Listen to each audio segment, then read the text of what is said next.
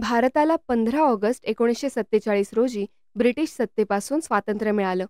पण त्यावेळी सगळा देश स्वतंत्र झाला का? हा प्रश्न अनेकदा विचारला जातो. खरं पाहिलं तर भारताच्या स्वातंत्र्यानंतरही काही भाग हे स्वतंत्र भारतात समाविष्ट झाले नव्हते.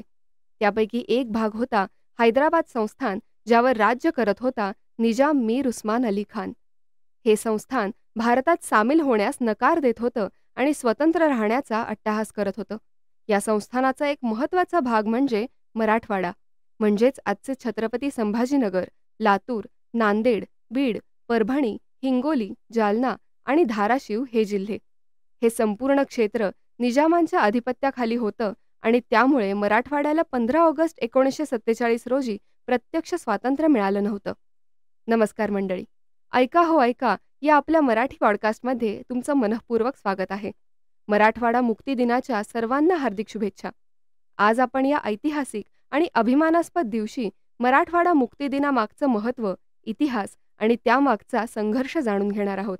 स्वातंत्र्यानंतर निजामाने आपलं स्वतंत्र अस्तित्व टिकवण्यासाठी प्रयत्न केले. त्याने भारतात विलीन होण्यास नकार दिला आणि उलटपक्षी स्वतःचं स्वतंत्र राज्य घोषित करण्याचा विचार मांडला. त्याच वेळी निजामाने एक खासगी लष्कर उभारलं. रझाकार, ज्यांचं मुख्य काम होतं भारतीय विचारांशी लढणं, भारतात विलिनीकरणाच्या कल्पनेचा विरोध करणं आणि जनतेमध्ये दहशत निर्माण करणं. रझाकारांनी मराठवाड्यात अत्याचार सुरू केले. या काळात मराठवाड्यातील सामान्य जनता मात्र गप्प बसली नव्हती. त्यांनी निजामाच्या अत्याचारांविरोधात आवाज उठवला. अनेक सत्याग्रही, स्वातंत्र्य सेनानी आणि सामाजिक कार्यकर्ते पुढे आले. स्वामी रामानंद तीर्थ, गोविंदभाई श्रॉफ, दिगंबरराव बिंदू यांसारख्या अनेक मोलाच्या लोकांनी या चळवळीत महत्त्वपूर्ण भूमिका बजावली. या सर्वांनी भूमिगत राहून चळवळ चालवली, प्रचार केला आणि सामान्य जनतेला एकत्र केलं. शेतकरी, विद्यार्थी, महिला सगळ्यांनी एकजूट होऊन रझाकारांच्या विरोधात उभं राहण्याचं धाडस केलं. शेवटी या सर्व परिस्थितीचा सामना करताना भारत सरकारने निर्णय घेतला की हैदराबाद संस्थान भारतात सामील व्हायलाच हवं. त्यामुळे भारत सरकारने ऑपरेशन पोलो नावाची एक सैनिकी कारवाई सुरू केली. भारतीय लष्कराने हैदराबादवर चढाई केली. ही चढाई फारशी लांबली नाही. फक्त 5 दिवसात म्हणजे 17 सप्टेंबर 1948 रोजी हैदराबाद संस्थानने शरणागती पत्करली आणि भारतात विलिनीकरण झालं. त्या दिवशी मराठवाडा खऱ्या अर्थाने स्वतंत्र झाला. त्यामुळे 17 सप्टेंबर हा दिवस मराठवाडा मुक्ती दिन म्हणून दरवर्षी साजरा केला जातो. हा दिवस केवळ एक ऐतिहासिक घटना नाही, तर स्वातंत्र्याच्या दुसऱ्या पर्वाचं प्रतीक आहे. हा दिवस आपल्याला आठवण करून देतो की स्वातंत्र्य ही सहज मिळालेली गोष्ट नाही. त्यासाठी हजारो लोकांनी बलिदान दिलं, तुरुंगवास भोगला, छळ सहन केला. आजही मराठवाड्यात 17 सप्टेंबर रोजी विविध जिल्ह्यांमध्ये मिरवणुका, झेंडावंदन, सांस्कृतिक कार्यक्रम, वक्तृत्व स्पर्धा आणि शहीदांना अभिवादन यासारखे उपक्रम घेतले जातात.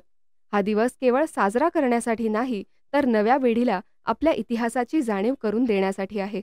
दुर्दैवाची गोष्ट अशी की देशाच्या मुख्य प्रवाहात या लढ्याचं फारसं स्थान नाही. शालेय इतिहास पुस्तकात, मुख्य राष्ट्रीय चर्चेत किंवा प्रसारमाध्यमातही यावर फारसा प्रकाश टाकला जात नाही. त्यामुळे आज गरज आहे की आपण आपल्या मुलांना शाळांमध्ये, समाज माध्यमांवर या लढ्याची माहिती द्यायला हवी.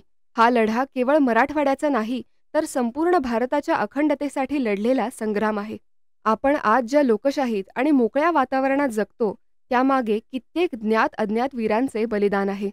म्हणून 17 सप्टेंबर हा दिवस फक्त एक तारीख नाही, तर तो आहे त्यागाचा, संघर्षाचा आणि एकतेचा दिवस.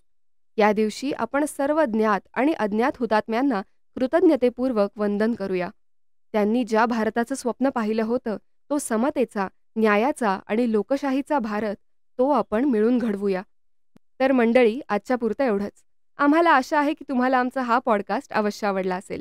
आवडला असल्यास लाईक व शेअर करायला विसरू नका व खाली असलेल्या कमेंट बॉक्समध्ये आपले विचार व मत मांडण्यास अजिबात संकोच करू नका. ऐका हो ऐका मराठी पॉडकास्टच्या पुढील अपडेट जाणून घेण्यासाठी आमच्या चॅनलला सबस्क्राईब करा व बेल आयकॉन प्रेस करायला विसरू नका.